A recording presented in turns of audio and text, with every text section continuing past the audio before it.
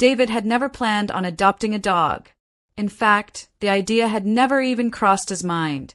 At 67, he had his hands full with his quiet life in suburban Ohio.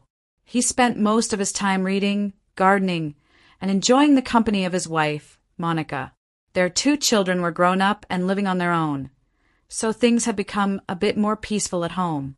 One Saturday, David wandered through the local farmer's market with no particular agenda. He wasn't in the mood to buy anything, but there was something comforting about the atmosphere. The chatter of friendly vendors, the scent of fresh produce, and the warmth of a sunlit morning. It was a peaceful escape from the usual routine. That's when he saw the dog. The vendor's booth was tucked away in a corner, where the sunlight barely touched. The dogs in the pens were mostly puppies, with fluffy coats and wagging tails, but one dog stood out. A large black dog, unnervingly still. His eyes glowed a strange yellow, and his pointed ears seemed to capture every whisper in the air. The dog was calm, too calm. Unlike the others who were barking and jumping, this dog simply stared, his gaze unnerving but strangely captivating. David felt a chill run down his spine. He couldn't explain it, but he was drawn to that dog. It was as if they shared a connection, an unspoken understanding. Without thinking, David moved closer. The vendor noticed him and gave a low grunt. "You interested in this one?" he asked. "No one else seems to like him. They think he looks too mean. Might end up in animal control if no one buys him." David hesitated. He looked at the dog again. The animal wasn't mean. There was something majestic about him, like a silent guardian. For reasons he couldn't explain, David knew he couldn't leave the dog behind. He asked the vendor how much. The price was surprisingly low, far lower than he would have expected for a dog that seemed so unique. Almost like the vendor was eager to get rid of him. David made his decision. Despite the nagging voice in the back of his mind, he handed over the money and led the dog to his truck. The dog's silence didn't ease David's nerves, but the feeling of responsibility weighed heavily on him. He had no idea what he was getting into, but one thing was for certain. This was no ordinary dog. The drive home was uneventful, but David couldn't shake the unease that had settled in his chest. The dog sat calmly in the passenger seat, his eyes never leaving the window. Not a sound, not a bark, just that unnerving, unblinking stare. David tried to focus on the road, but his mind kept returning to the dog. What kind of breed was he? Why was he so still? The thought of bringing a dog like that home to Monica and their twins, Melvin and Marty, made him nervous. But when he thought about the alternative, the dog being sent to shelter or worse, put down, David couldn't let that happen. As soon as he pulled into the driveway, David saw Monica standing in the window, her arms crossed and her gaze stern. He knew she wasn't going to be happy. He took a deep breath before stepping out of the truck.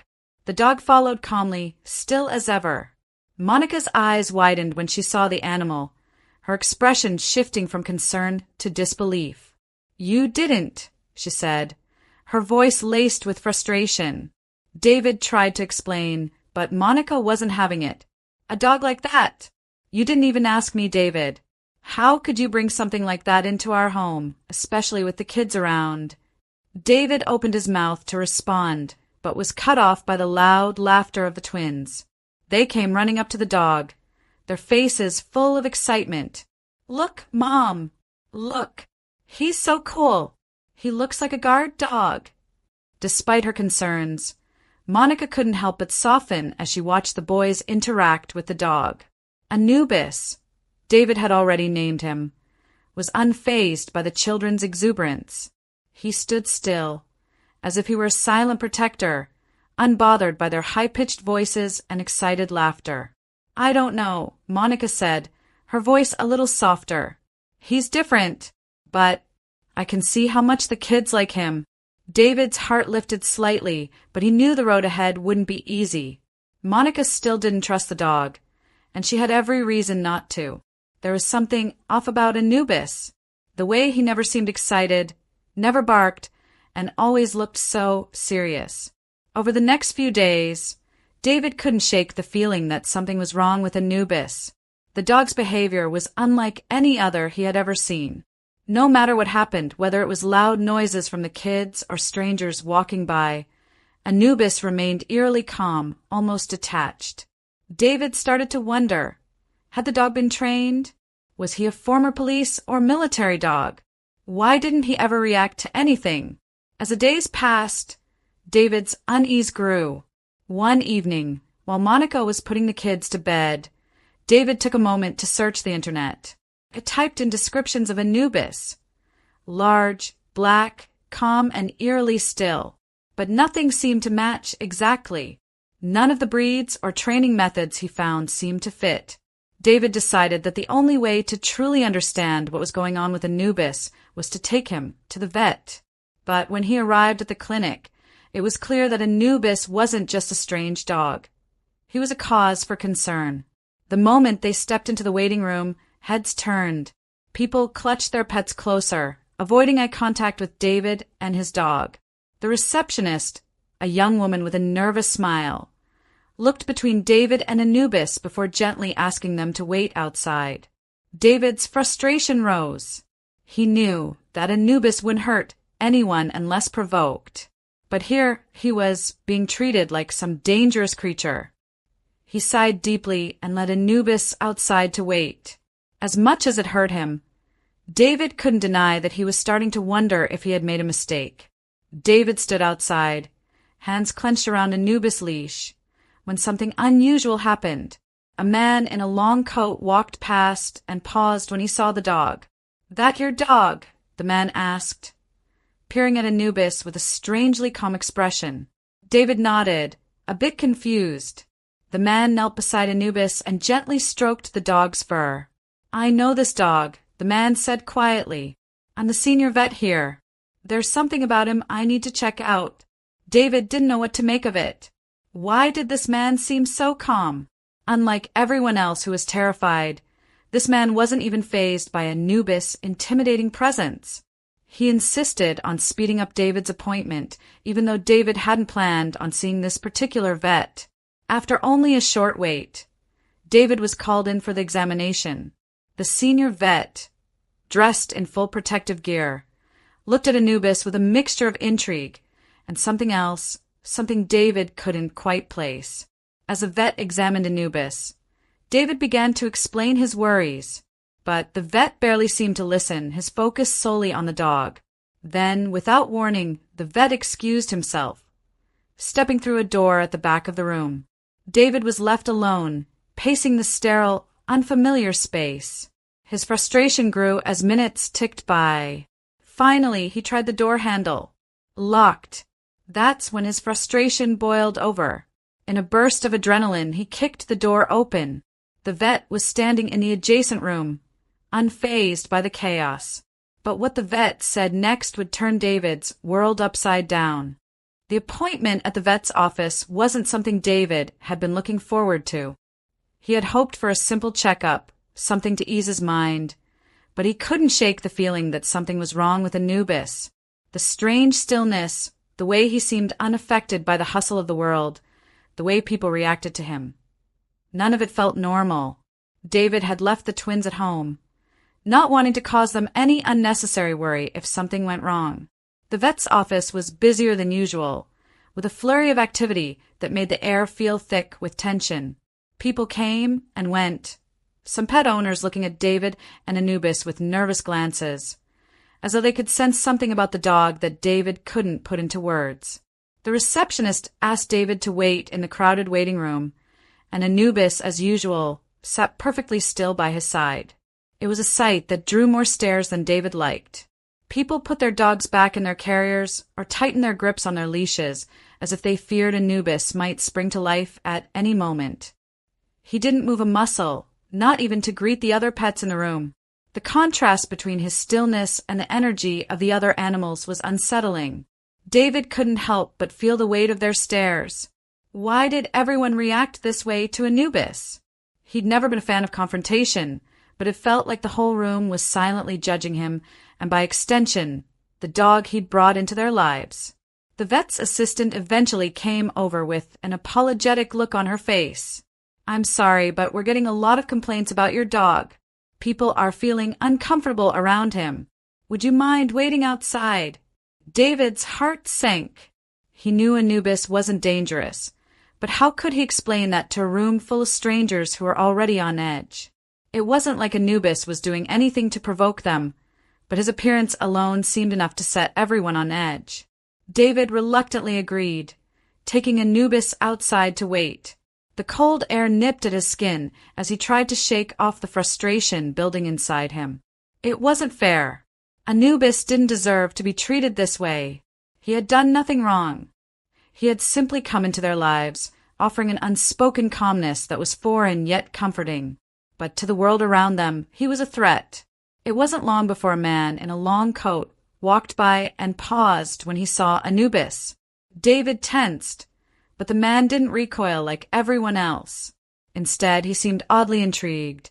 He asked David if the dog was his, and David confirmed it with a hesitant nod. "I'm sorry to interrupt, but there's something about this dog," the man said, his voice quiet but intense. "I'm actually the senior vet here, and something about this animal's demeanor, his stillness, it's very specific. I'll take him from here. It'll speed up the process if I switch you to my care." David, confused but intrigued, agreed. The senior vet seemed in a hurry, but there was an urgency in his voice that made David pause. Within minutes, they were called inside. As soon as they stepped into the office, David noticed the vet was dressed in full protective gear, as if preparing for something more serious than a routine checkup. His gloves were on, his mask adjusted, and there was an air of seriousness that made David's stomach churn. Before David could ask what was going on, the senior vet started inspecting Anubis with a careful, methodical approach. He barely listened as David explained the story, how he had bought the dog from a seller at the farmer's market, and how he was concerned about his unusual behavior. The vet seemed distant, distracted, his eyes glued to Anubis's every movement. Then, without warning, the vet stopped and excused himself, muttering something about needing to take care of something urgently. He disappeared into a side room, and David was left standing, confusion creeping in. The silence in the office felt suffocating, and with each passing minute, David's anxiety grew. What was happening? Why hadn't the vet returned yet? 15 minutes passed before David's patience finally snapped. He tried the door handle to the side room, finding it locked. Panic started to rise in his chest. What was going on? Why was the vet taking so long? With a burst of frustration, David kicked open the door. The vet stood on the other side, unfazed by the noise, but his expression had changed. He was calm, but there was something unsettling about his demeanor. David, breathless and irate, demanded an explanation. The vet glanced at his watch, almost casually, before finally addressing David. "I've contacted the police," he said flatly, "and they'll be here soon to take care of everything." David froze. "What? The police?" He could feel his heart racing. "Why? What's going on with my dog? Why did you call the police?" The vet didn't answer immediately. Instead, he nodded toward the door, as if to signal that the conversation was over. "The police will explain everything." The waiting felt like an eternity. David paced the room, his mind spinning. Had he done something wrong? Was Anubis in danger? Why hadn't the vet told him what was happening? Just as David's frustration hit its peak, the door opened. 2 police officers walked in, their expression serious, and behind them was an animal control officer. The air felt thick with tension, and David instinctively stepped in front of Anubis, unwilling to let them take the dog. One of the officers raised his hand in a calming gesture. "We're not here to hurt him," he said. "We just need to make sure he's safe." David's mind raced. He had a million questions, but they all seemed to collide in his head. The officer continued. "The senior vet identified your dog. His name is Zolo. He's not just any ordinary dog." The officer's words were chilling. Zolo, the dog he had named Anubis. It turned out that this dog had been stolen months ago from a religious leader in Mexico City. Zolo had been trained as a spiritual guide for grieving families, helping them through funeral ceremonies. His calm demeanor wasn't just a quirk. It was the result of specialized training to help people through their darkest moments. David's eyes widened as the officer explained how Zolo had been taken from the leader's side. No one had expected the dog to survive, and the belief was that he had been put down. But Zolo had somehow ended up at the Shady Cellar stall, and David had unknowingly purchased him. The officer said that Zolo's rightful owner, the religious leader, had been searching for him ever since. David was stunned. All of his questions, the strange behavior, the unsettling calm, suddenly made sense. This was no ordinary dog. Zolo was meant for something far greater than David could have ever imagined. It wasn't an easy decision, but David knew what he had to do. With a heavy heart, he agreed to return Zolo to his rightful owner. The religious leader, a man of great means, was grateful and offered David a reward for his role in bringing the dog back. Though David and his family would miss Zolo, they knew it was for the best. Zolo had a purpose beyond their small family. David and Monica later adopted a new dog, one with proper documentation, ensuring everything was above board. They learned from their experience, and David never forgot the strange, regal dog who had come into their lives. Every now and then, he thought about Zolo and wondered if the dog was still fulfilling his purpose, guiding the souls of the departed with that eerie, calm presence.